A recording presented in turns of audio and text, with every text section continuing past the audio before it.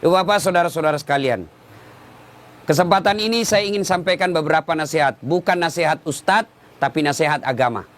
Yang pertama, kedua mempelai. Nikah, luruskan niat.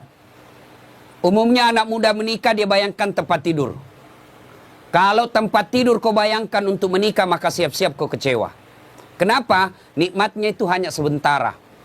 Begitu sebentarnya yang namanya tempat tidur, maka disebut bulan madu. Tidak dikatakan tahun madu. Karena sebentar saja. Maka Nabi katakan nikahilah seseorang karena 4 hal. Yang pertama, nikahi kalau dia laki-laki, Ali nikahi dia karena kecantikannya. Ini penting cantik. Kenapa? Hampir 24 jam di depan kita. Baru bangun dia. Mau tidur dia lagi di depan kita. Mau makan ada lagi nih di depan kita. Pulang kantor dia lagi. Jadi kalau jelek, cepat kita bosan. Maka penting itu cantik. Ternyata cantik tidak boleh menjadi ukuran utama. Kenapa? Cantik ada batasnya. Bahkan zaman digitalisasi sekarang ini bisa jadi cantik di YouTube, cantik di Instagram, cantik di Facebook, ternyata aslinya hancur. Kenapa? Ada kamera 360. Putih mukanya, hitam lehernya. Cantik memang dia kalau di Facebook, tapi ketika diketemu aslinya jelek. Maka kecantikan ada batasnya. Okelah original kecantikannya. Sweet 17 kok cantik, 20 tahun kok cantik, 17 tahun kok cantik, tapi balik itu angka 17. 71 masih cantik, enggak lagi. Biar kau pakai dandanan apa, kalau sudah keriput hancur itu cantiknya. Ya, yang kedua kata Nabi, nikahilah dia karena keturunannya. Wajib kita lihat keturunannya, tapi ternyata tidak boleh jadi prioritas. Kenapa? Ada orang bapaknya Nabi, anaknya pengkhianat. Anaknya Nabi Nuh. Ada orang bapaknya pengkhianat, anaknya jadi Nabi, Ibrahim alaihissalam. Boleh melihat keturunannya, tapi tidak boleh menjadi prioritas. Kenapa? Karena ada orang bapaknya ulama, anaknya jadi penipu.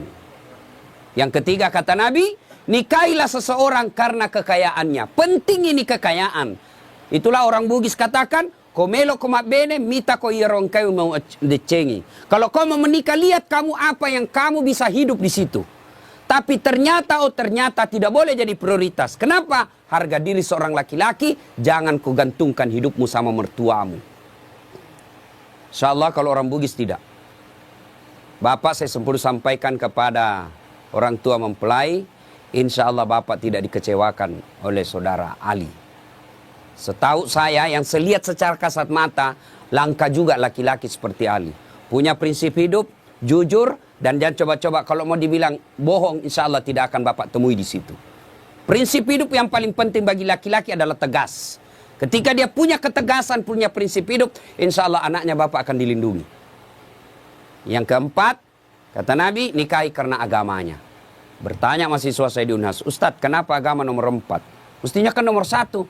Jangan salah paham. Agama betul nomor 4, tapi dia tidak titik di situ. Koma.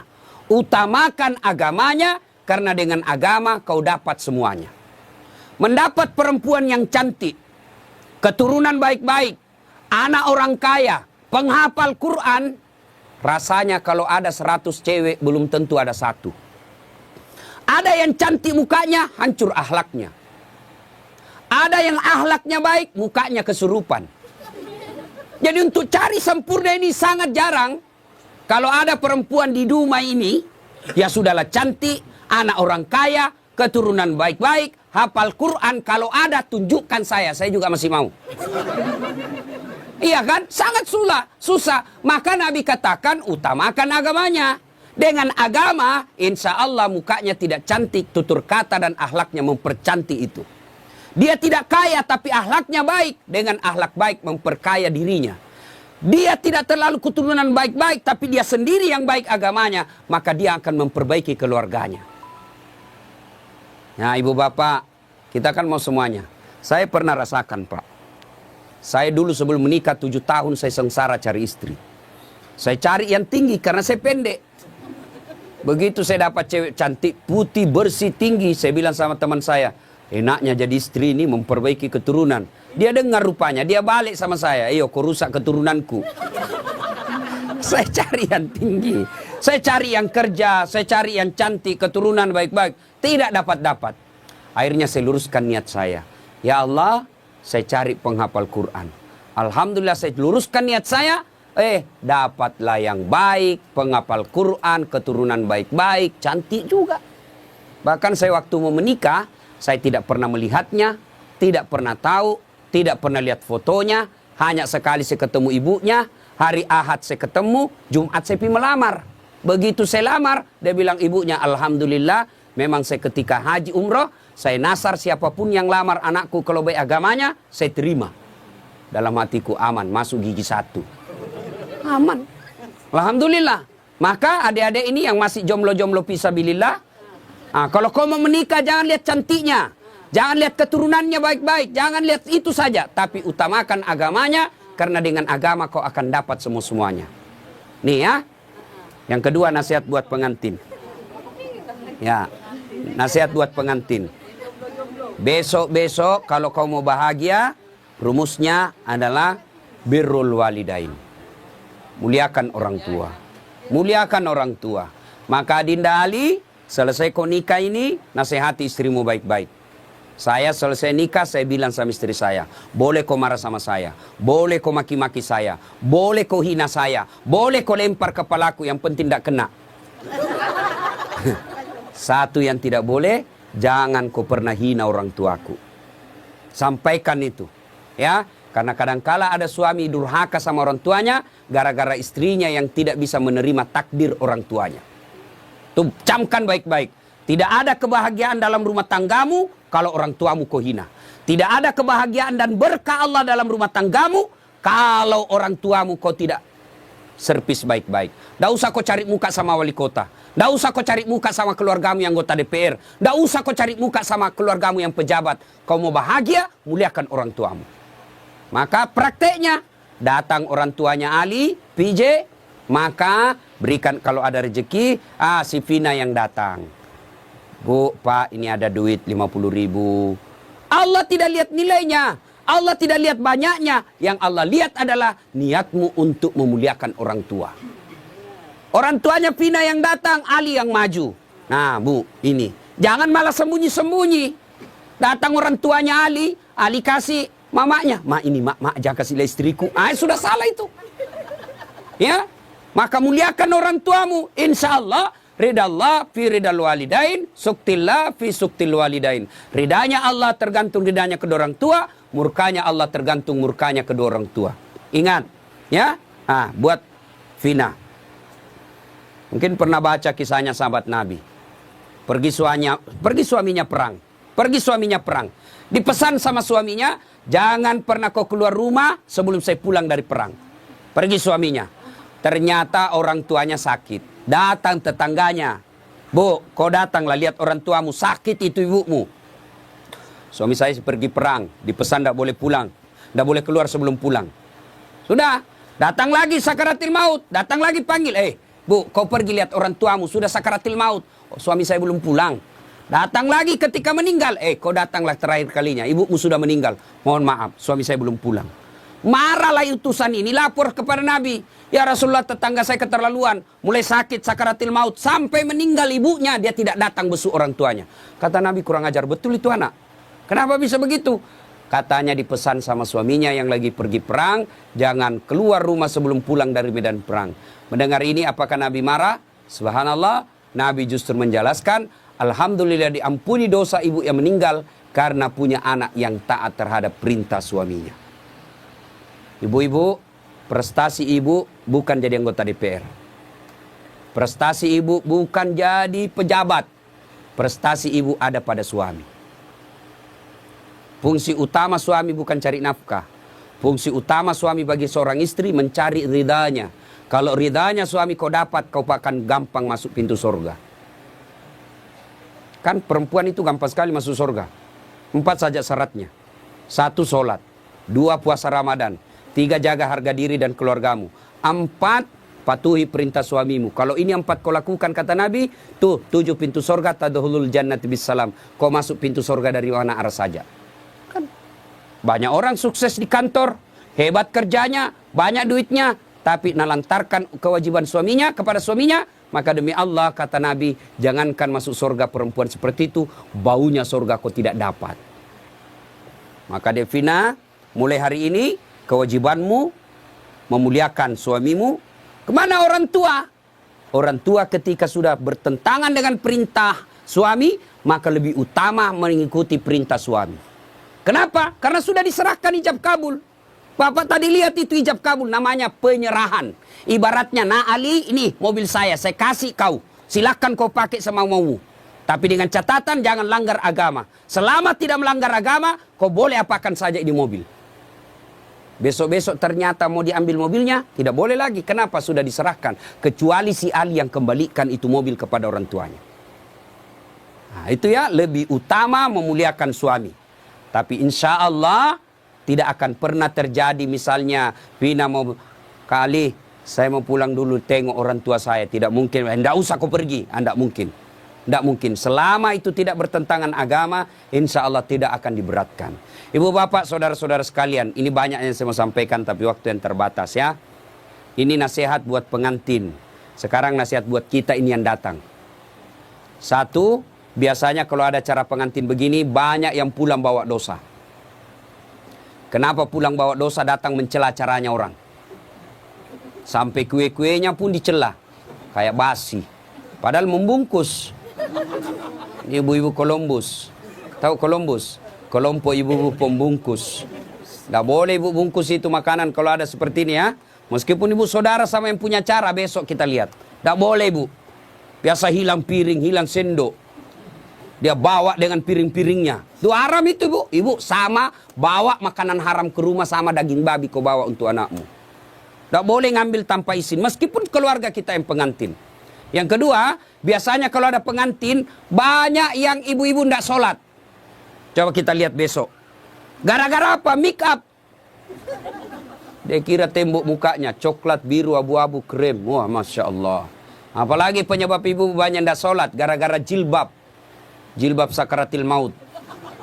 Coklat, biru, abu-abu, kuning, dikasih miring lagi sedikit. Ada kayak pohon-pohon di belakangnya. La haula wala quwwata illa billah. Dia bilang suaminya, kau pergi sholat. Saya kasih habis duit saya 50 juta untuk umrah. Kau pulang umrah tidak sholat. Apa kata istrinya? Kau sadar pak? Saya sadar, saya suruh kau sholat. Pergi sholat. Dia bilang istrinya, ini kau lihat jilbabku 2 jam dipakai ini. Jangan sampai ada seperti itu besok. Bagaimana pengantin mau berkah acaranya kalau lebih banyak tamunya tidak sholat daripada yang sholat. Yang ketiga, biasanya acara pengantin seperti besok, banyak praktek mubasir. Ya, terutama air gelas. Terus saya lihat belum habis, nyucuk lagi gelas yang lain. Ya, jangan habiskan dulu. Itu uang semua yang punya acara. Hanya 1 iris kau bisa makan telur, jangan ambil yang banyak. Ambil 1 tusuk dia bisa makan sate, dia ambil 3 tusuk. 2 tusuk jadi sisa, itu mubasir, uangnya orang sia-sia. Lebih kau nambah daripada kau ngambil banyak-banyak. Ada juga orang pengantin, pergi pengantin itu kayak porsi mengamuk diambil. Besar betul, tinggi betul piringnya, tidak habis juga. Lebih ekonombo, tidak ada yang suruh nombor Ustaz, ya suruh sendiri. Saya biasa kalau sedikit aja dulu saya ambil, ternyata enak, baru saya bilang Ustaz, tambah Ustaz, mari. Coba, jangan sampai kita buang-buang, itu mubasir. Yang keempat, biasanya kalau ada acara pengantin seperti ini, besok kita lihat, biasa banyak tersinggung pulang. Kenapa tersinggung pulang? Merasa tidak dilayani. Ya, jauh-jauh saya dari Pekanbaru, habis duit saya pesawat, sampai di sini tidak diurus dengan baik. Tidak mungkin yang punya acara melayani ibu sepenuh hati. Kenapa? Ya jamaahnya banyak, tamunya banyak, jadi kita ngerti aja. Sampai ada yang pulang ngambek, tidak mau lagi saya ke sana. Kenapa? Setengah mati saya jauh-jauh, pakai baju baru, tidak kena syuting. Gara-gara syuting dia ngambek. Nah, ibu bapak, saudara-saudara sekalian. Nah, akhirnya adik Vina dengan PJ, kamu akan mengalami nanti geger budaya. Ya, persentuhan budaya yang berat. Itu pasti ada konflik, pasti. Ya, kalau tadi selama kau pacaran semua yang enak-enak. Ngomongnya iya kak, iya Dinda, hati-hati ada batu. Itu waktu pacaran. Salam sayang selalu, itu waktu digoda. Tiap malam video call, ya sayangku. Sudah ada anakmu 2 mulai aslinya keluar. Jatuh istrinya, di mana kau simpan matamu dong? Ah, itu kalau mulai asli. Ah, budaya ini akan ikut menentukan. Saya lihat tadi kalau budaya tadi apa itu berbalas pantun. Saya bilang kalau di Sulawesi tidak jadi pengantin kalau begini. Tidak ada yang bisa balas-balas pantun. Ternyata ya inilah budaya. Ah, maka kuncinya adalah sabar. Ya, ketika terjadi konflik dalam rumah tangga, dua rumusnya. Ibu-ibu dengar ini. Ya, ini pengantin-pengantin baru juga kita semuanya. Ada yang baru 10 tahun, ada baru 2 anaknya. Pengantin baru juga namanya ya. Ah, ketika ada masalah, ini kesalahan kita ibu-ibu banyak apa? Ada masalahnya curhatnya di Facebook. Ada masalahnya curhatnya di WhatsApp. Dia berdoa tapi di medsos. Ya Allah lindungi suamiku. Ya Allah bukakan rezekinya suamiku. Sibuk betul itu Tuhan mau baca statusmu. Ketika ada masalah kata Allah dalam Al-Quran, ada masalahmu, suamimu nakal, suamimu selingkuh. Tidak usah curhat sama orang lain. Ini ibu-ibu gampang betul dia curhat sama tetangganya. Ngapain kau cerita masalah rumah tanggamu ke tetangga? Besok-besok ada Vina bertengkar sama suami, jangan terlalu cepat cerita sama orang tua. Langsung kau curhat sama orang tuamu, kau telepon menangis-nangis.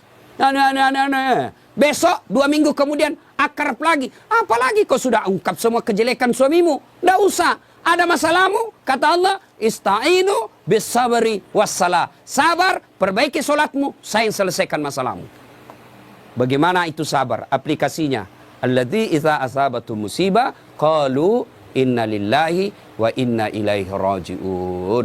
Oh, saya tidak sangka istriku begini. Oh, saya tidak sangka suamiku begini. Oh, saya tidak sangka mertuaku begini. Tapi itulah jodohmu. Maka lebih kau ucapkan inna lillahi wa inna ilaihi rajiun.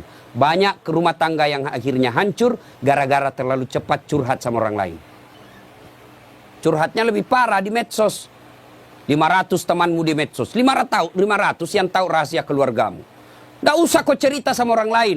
Tidak mungkin dia cerita saya Ustaz. Dia masih sepupu saya. Siapa yang menghalangi Nabi dakwah awal-awalnya? Abu Sufyan. Siapa itu Abu Sufyan? Sepupu satu kalinya Nabi. Tidak mungkinlah dia cerita saya Ustaz. Dia masih saudara saya. Siapa yang dorong Nabi Yusuf masuk ke sumur? Saudaranya. Tidak mungkinlah dia begitu. Dia makcik saya, dia pacik saya, saudara bapak saya. Siapa? Abu Lahab. Saudaranya bapaknya Nabi. Jadi barangkali ketika kondisi normal rumah tanggamu, tidak ada yang sentimen. Tapi ketika kondisinya lain dari yang biasa, dia lihat rumah tanggamu bahagia. Dia lihat rumah tanggamu kaya. Dia miskin saudaramu. Saudara sekandung. Belum tentu dia baik. Ada namanya dengki. Ini setan masuk. Dia hasutlah kau. Ketika situasinya lagi labil emosimu, kau tidak stabil marahmu, datang saudaramu belum tentu niatnya baik, dia mau sama nasibnya sama kamu, susah juga rumah tanggamu, maka dia hasut kau yang tidak benar. Maka ada masalahmu jangan curhat sama manusia, tidak usah, lebih kau curhat kepada Allah, bangun sholat tengah malam, ngadu kepada Allah. Termasuk ibu-ibu nih, yang sudah mulai tua, muka-muka sakaratil maut, suami mulai lain-lain, tidak usah kau curhat sama orang lain, curhat kepada Allah. Ya Allah, Engkau yang memelihara suami saya. Ya Allah, lindungi suami saya. Ya Allah, bahagiakan rumah tangga saya. Allah sudah janji, ud'uni astajib lakum. Minta kau sama saya, pasti saya kasih. Itu janji Allah. Ya, maka ibu-ibu, saya yakin di sini semua punya ada ke rumah tangga yang tidak ada masalahnya? Kira-kira ada rumah tangga yang tidak ada masalahnya? Tidak mungkin. Jangankan manusia biasa, Nabi saja ada masalahnya. Dalam rumah tangga, dalam struktur keluarga, Nabi diusir. Diusir dari Mekah kan, hijrah ke Madinah. Siapa yang usir? Bukan orang lain. Siapa? Pamannya sendiri. Dalam ekonomi, apa Nabi kaya? Tidak, Khadijah tadinya kaya, miskin setelah bersuamikan Rasulullah. Sampai dijelaskan pernah 3 hari 3 malam tidak makan. Itu Nabi. Dalam kesetiaan rumah tangga, Nabi pernah diuji dengan kesabarannya. Dengan cara apa? Aisyah difitnah selingkuh. Itu Nabi, apalagi kita. Ada yang bilang sama Ustaz, hebat betul rumah tangganya. Kenapa? Bahagianya rumah tangganya. Kenapa kau tahu? Itu foto-fotonya di Facebook, romantisnya. Ya itu foto di Facebook berapa menit kita bisa bikin. Bodoh itu namanya kalau bertengkar dia share di Facebook. Beleng-beleng namanya itu. Tak mungkin lah, semua yang baik-baik. Maka begitu ada masalah, ista'inu bisabri wassalah. Sabar saja. Yang kedua, perbaiki sholat. Nah ini sholat yang jadi masalah. Ya, apalagi kalau pengantin baru, subuh terutama. Allah kasih toleransi. Tapi sekarang sudah modern Pak. Ada air hangat, ada air sudah. Tidak seperti pengantin baru dulu kan. Rumah tidak ada kamarnya. Tamu 1 minggu baru pulang. Bingung kita Pak. Mau cari kamar tidak ada. Malu-malu lagi. Kamar mandinya dibawa pula. Mau mandi dilihatnya orang basah kepala. Tidak enak. Sekarang aman. 1 kamar sudah ada kamar mandinya di dalam. Pun kalau kenapa malu? Kenapa mesti malu? Ini sudah halal. Ya. Nah ibu bapak saudara-saudara sekalian. Banyak yang ingin saya sampaikan tapi waktu yang terbatas. Ada yang saya lupa satu lagi. Adinda Ali, besok-besok kalau marah jangan gampang bilang talak. Ini dengar semua laki-laki. Ya, marah jangan gampang bilang talak. Misal kau bertengkar langsung kau bilang saya talak kamu. Jatuh talak 1. Artinya masih boleh campur. Damai malamnya masih boleh campur. Tapi ketika kau bilang saya talak kamu, 5 menit kau banting pintu saya talak kamu, jatuh talak 2. Artinya kamu tidak boleh campur sebelum nikah ulang. Panggil 2 saksi, ibu bapaknya, ada mahar, ijab kabul, baru boleh campur. Nikah ulang. Kalau kau tidak nikah ulang campur, sama hukumnya kau berzina. Bagaimana kalau dia saya talak kamu? 5 menit kemudian saya talak betul kau. Keluar dari rumahnya dia, banting pintu, saya talak kau cilaka. Jatuh talak 3. Artinya apa? Harus cerai dulu baik-baik. Lalu dia nikah dengan dia menunggu 3 bulan, lalu menikah dengan laki-laki lain. Ternyata tidak cocok, dia cerai dengan laki-laki tersebut. Kau harus menunggu lagi 3 kali haid, baru kau nikah kembali. Hati-hati bilang talak. Bagaimana kalau perempuan bilang talak? Talaka, talaka, talaka, talaka, talaka, talaka. Biar sampai di atas pantatnya. Kenapa hak talak ada pada laki-laki, bukan sama perempuan, ya?